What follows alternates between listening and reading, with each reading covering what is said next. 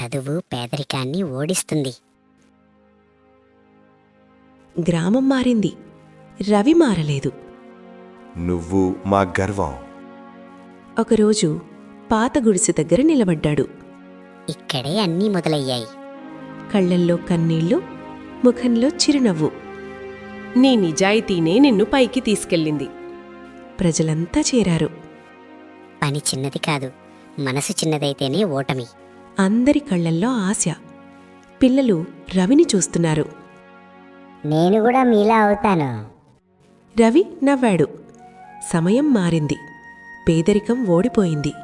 నిజాయితీ గెలిచింది. సమోసా ఒక చరిత్ర అయ్యింది.